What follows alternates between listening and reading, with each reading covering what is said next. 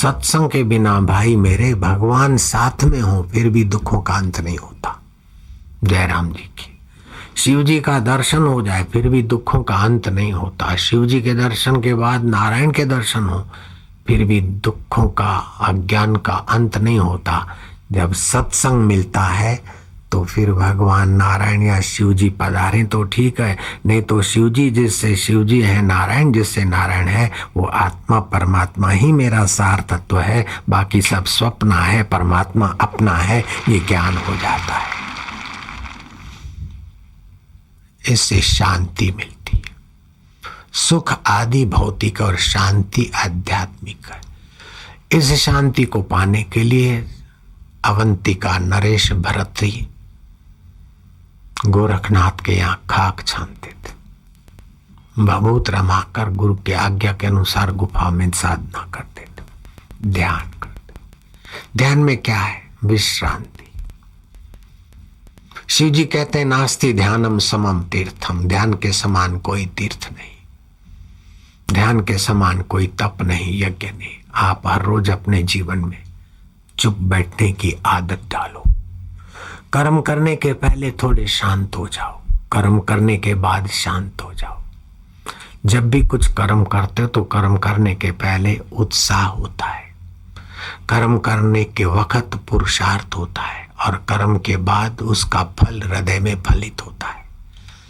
आपने जो कर्म किया तो उसका फल शांति फलित हुई तो आपका कर्म आध्यात्मिक हुआ। सुख फलित हुआ तो आपका कर्म भौतिक हुआ। अशांति फलित हुई तो आपका कर्म विक्षेप आदि भौतिक विक्षेप फलित हुआ, पाप फलित हुआ। पुण्य फलित हो या पाप फलित हो या शांति फलित हो, तीन के सिवाय चौथा कुछ फलित नहीं होता कर्म के बाद। पुण्य फलित होगा तो सुख मिलेगा, पाप फलित हुआ तो दुख मिलेगा और शांति फलित हुई तो महाराज जीवन की यात्रा हो जाएगी, विवेक विकसित होगा। पुण्य का फल भी होता है, पाप का फल भी होता है, लेकिन पाप का फल मिलकर नष्ट हो जाता और पुण्य का फल जब शांति मिलती तो विवेक बढ़ता, और एक बार विवेक बढ़ गया तो फिर उसको कोई मिटा नहीं सकता।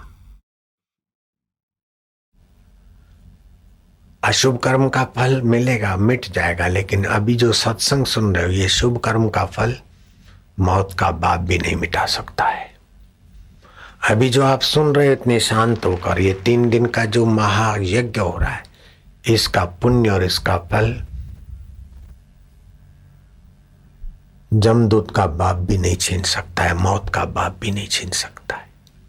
एक साधक था, संत का सत्संग सुना और दीक्षा ली, संत के आश्रम में रहने लग गया।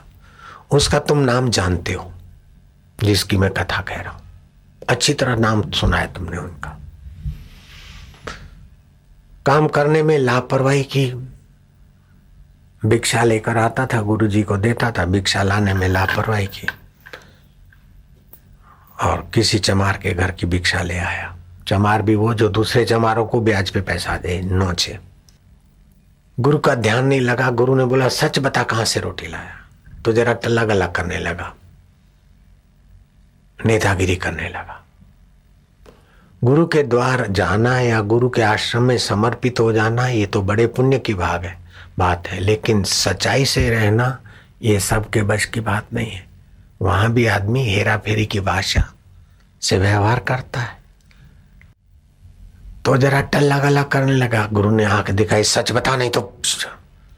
बोले गुरु जी हाँ, खाना जरा देर से लाया। अरे किसके यहाँ से लाया था? गुरु जी बस्ती में। अरे फिर घुमाने की बात करता है, हरामी कहेगा, सच बता कहां से लाया। बोले जो ब्राह्मण थे साफ सुथरे थे, उन लोगों ने तो खा पी के बर्तन मान लिए थे। गुरुजी आप देर से खाते हैं इसलिए मैं जरा देर से लेने गया था। अरे मैं पूछ रहा हूं किसके यहां से लाया, फिर घुमावे में डालता है, सच बता। गुरुजी मैं खाना ले आया था। अरे हरामी सच बता, कहाँ से लाया था? बोले चमार के घर से। अब इतना सिर खपाने के बाद बोला चमार के घर से? जा, तुझे चमार के घर जन्म लेना पड़ेगा। वही साधक समय आते जब मरा, रघु चमार के यहां जन्मा और उसका नाम पड़ा रहीदास। तुमने नाम रहीदास का सुना है, जयराम जी की। रहीदास 10 वर्ष के थे। अगले जन्म का गुरु मंत्र का जप और चुप, ये स्वभाव जमदूत भी छीन नहीं सका। जप और चुप से उनकी शक्तियां जागृत हो गई। जप किया और चुप, जप किया और चुप, जप चुप चुप जप, शक्ति का संचय हुआ। संत तुलसीदास महाराज को पता चला कि रघु चमार का बेटा जप और चुप, फिर किसी को कुछ भी कह देता है तो घटना घटती है। बड़ा प्रभावशाली व्यक्तित्व का धनी। 10 साल के रहीदास का दर्शन करने गए भारत के महासंत तुलसीदास जी महाराज। संत बीज पलटे नहीं, चाहे युग बीते अनंत, ऊंच नीच घर अवतरे रहे संत का संत। तो मैंने कहा था कि एक होता है सुख, दूसरी होती है शांति।